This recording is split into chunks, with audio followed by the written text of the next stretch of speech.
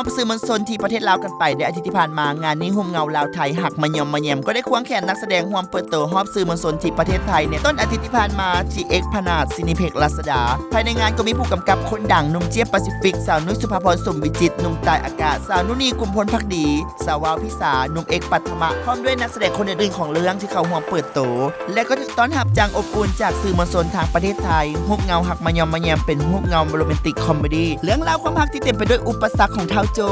ฮับบทโดยเอกปัทมะสายหนุ่มสุดซื่อที่ถึกสถานการณ์บีบบังคับให้ต้องร่วมมือกับจูแสดงโดยเจียหลอกลวงครอบครัวของแมวฮับบทโดยนุ้ยพอหวังล้วงสุดลับเจียบอกประจำตระกูลมาขายเพื่อเอาเงินไปสู่ขอแฟนสาวตักฮับบทโดยวาวแต่เรื่องราวกับพลิกผันเมื่อตัวเขานั้นไปตกหลุมหักแมวขณะเดียวกันแมวเริ่มมีใจให้กับเท้าโจ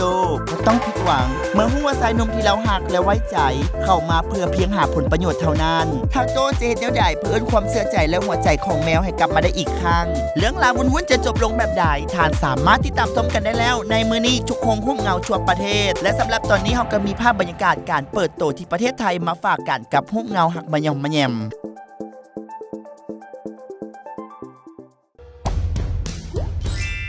ถ้าเฮาเฮ็ดสุดเจ้าหวังได้แบบนี้บ่ว่าแต่ว่าคาดาหรือแอฟริกาหายทั่วโลกกันยังได้ ทีสลาขอยเฮ็ดสำเร็จแน่นอน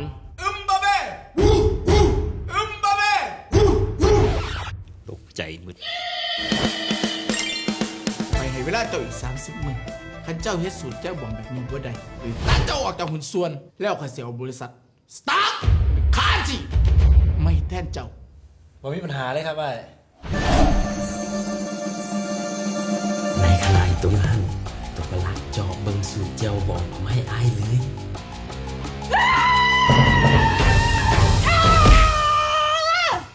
ผม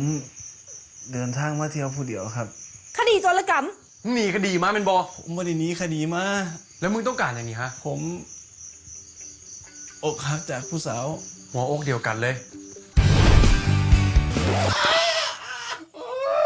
เป็นหยังโจ เสียตามหลัง